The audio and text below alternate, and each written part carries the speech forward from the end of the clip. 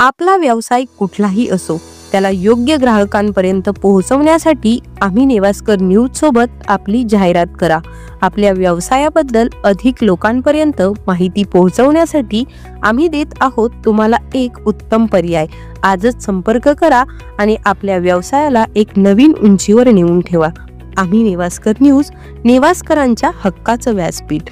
असं कर्डिले विखे एकत्र येणार नाही असेही लोक या तालुक्यामध्ये आहेत। माझी हात जोडून सगळ्यांना विनंती आहे, लावालावी करायचं काम कमी करा। तुला विरोधकापासून सावध राहायचं नाहीये। सगळ्यात पहिलं सावध जर राहायचं असेल तर तुझ्या गाडीत बसणाऱ्या माणसापासून सावध राहा, तर तू राजकारणामध्ये पुढे जाशील। अहिल्यानगरचे पालकमंत्री राधाकृष्ण विखे पाटील आणि माजी खासदार सुजय विखे पाटील यांच्यातील जाहीर युगलबंदीने राहुरीतील राजकीय मेळाव्यात चांगली रंगत पाहायला मिळत आहे। स्वर्गीय आमदार शिवाजी कर्डिले यांचे पुत्र अक्षय कर्डिले यांना उमेदवारी देण्याच्या मागणीसाठी एक मेळावा आयोजित करण्यात आला होता। या मेळाव्यात सुजय विखे यांनी स्वतःच्या वडिलांना व्यासपीठावरून दिलेला सल्ला चर्चेचा विषय ठरला आहे। राहुरीचे दिवंगत आमदार शिवाजी कर्डिले यांच्या निधनानंतर रिक्त झालेल्या जागेवर त्यांचे पुत्र अक्षय कर्डिले यांना विधानसभेची उमेदवारी मिळावी यासाठी कर्डिले समर्थकांनी मेळावा आयोजित केला होता। या मेळाव्यास पालकमंत्री राधाकृष्ण विखे पाटील, माजी खासदार सुजय विखे, नगरचे आमदार संग्राम जगताप आणि अक्षय कर्डिले यांच्यासह मोठ्या संख्येने कार्यकर्ते उपस्थित होते। यावेळी केलेल्या भाषणादरम्यान सुजय विखे यांनी कार्यकर्त्यांच्या प्रवृत्तीवर अत्यंत थेट भाष्य केले आहे। त्यांच्या या वक्तव्याने व्यासपीठावर आणि उपस्थितांमध्ये मोठा हशा पिकला होता। गाडीत बसणारे कार्यकर्ते सर्वात घातक प्राणी असतात। नेत्याच्या गाडीत बसायला जो घाई करतो तो लावालावी केल्याशिवाय उतरत नाही। त्यामुळे विरोधकांपेक्षा गाडीत बसणाऱ्या कार्यकर्त्यांपासून सावध राहिले पाहिजे, असा सल्ला सुजय विखे यांनी अक्षय कर्डिलेंसह वडील राधाकृष्ण विखे पाटील यांना दिला आहे। मुलाने दिलेल्या या सल्ल्यावर पालकमंत्री राधाकृष्ण विखे पाटील यांनीही तितकीच बोलकी प्रतिक्रिया दिली आहे। मी सहसा गाडीत कुणाला घेत नाही, मात्र कार्यकर्ते ज्यावेळी गाडीत बसतात त्यावेळी आपले कान पक्के ठेवले पाहिजेत। गाडीत बसणाऱ्या कार्यकर्त्यांचे किती ऐकायचे, किती सोडून द्यायचे हे आपण ठरवायचे, मात्र सुजयने दिलेला सल्ला सर्वांसाठीच महत्त्वाचा आहे, असे राधाकृष्ण विखे पाटील यांनी म्हटले। दरम्यान पालकमंत्री राधाकृष्ण विखे पाटील यांनी अक्षय कर्डिले यांच्या उमेदवारीच्या मागणीवरही आपले मत स्पष्ट केले। शिवाजी कर्डिले यांच्या अचानक निधनाने सर्वांनाच वेदना झाल्या आहेत। अक्षयच्या बाबतीत कार्यकर्त्यांचा जोरदार आग्रह आहे। हा कार्यकर्त्यांचा आग्रह लक्षात घेऊन पक्षश्रेष्ठींकडे आम्ही त्याबाबत निश्चितच आग्रह धरू। त्यामुळे राहुरीच्या पोटनिवडणुकीसाठी अक्षय कर्डिले यांच्या उमेदवारीचा मार्ग मोकळा होण्याचे संकेत मिळत आहेत। कारण की जे काम, जे स्वप्न साहेबांनी पाहिलं ते प्रत्येक स्वप्न आम्ही साकार करू, मिळून साकार करू। आणि म्हणून अनेक लोक असेही होते जे बऱ्यापैकी समन्वय कसा होणार नाही, समन्वय कसा दूषित असेल, कसं कर्डिले आणि विखे एकत्र येणार नाहीत असेही लोक या तालुक्यामध्ये आहेत। साहेब ओळखत होते, मीही ओळखत होतो, पण आमची एक रणनीती असायची, ती मी काय आता सांगणार नाही। लोकांना असं वाटायचं की ते आम्हाला मूर्ख बनवत होते, पण आम्हाला दोघांना माहित होतं आम्ही काय करतो। त्यामुळे माझी हात जोडून सगळ्यांना विनंती आहे की लावालावी करायचं काम कमी करा। अक्षयला जाऊन एक सांगायचं, मला जाऊन एक सांगायचं, मला काहीतरी फूस लावायची, त्याला काहीतरी फूस लावायची।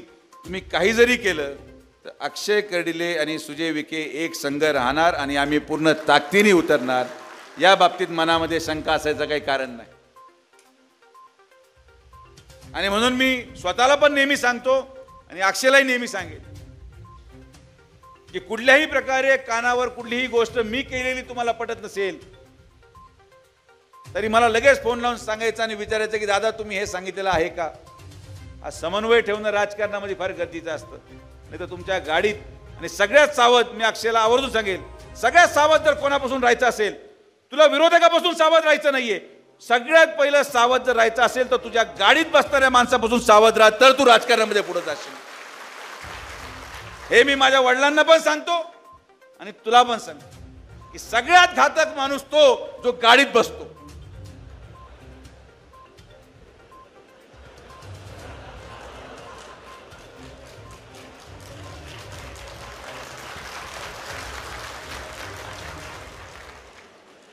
मी म्हटलो ना की मी हसवणार सगळ्यांना.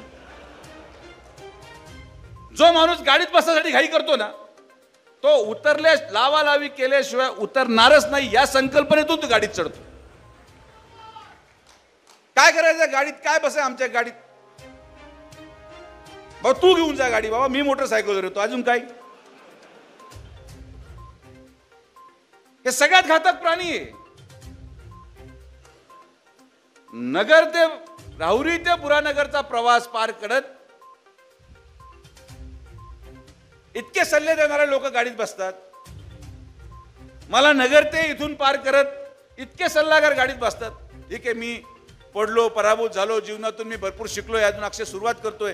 पण म्हणून माझ्या तुला विनंती, कोणीही काही सांगितलं तर पहिलं फोन लावून हक्काने विचारायचं की हे तुम्ही केलंय का.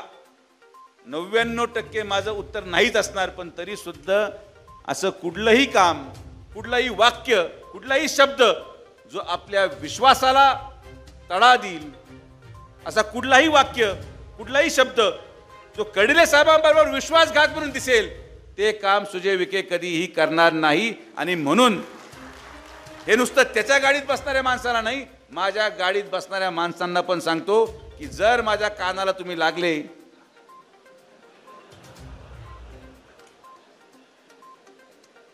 सगळ्यांना दुःखद आहेच, मात्र त्यांच्या जागेवरती आता अक्षयला संधी दिली जावी अशी एक मोठी मागणी सगळीकडे होताना दिसते. त्याबद्दल काही निर्णय पक्षाकडनं होईल, त्याबद्दल काही पाठपुरावा आता जाहीरपणे भूमिका मांडलेली आहे की अचानक खरं हे शिवाजीरावांचे दुःखद निधन झालं, ही सगळ्यांनाच वेदना देणारी घटना होती. त्याच्यानंतर मग आता भारतीय जनता युवा मोर्चाच्या माध्यमातून अक्षयने आपलं काम सुरू केलं होतं. कार्यकर्त्यांचा आग्रह आहे, आमची सगळ्यांची इच्छा आहे, तर पक्ष श्रेष्ठीकडे आपण आग्रह धरून जावं.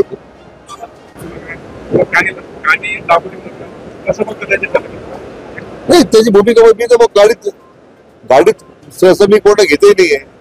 असं आहे, कार्यकर्ते बसतात, आपले फक्त कान पक्के ठेवले पाहिजे. हा राजकारणात सगळ्यात मोठा मुद्दा आहे.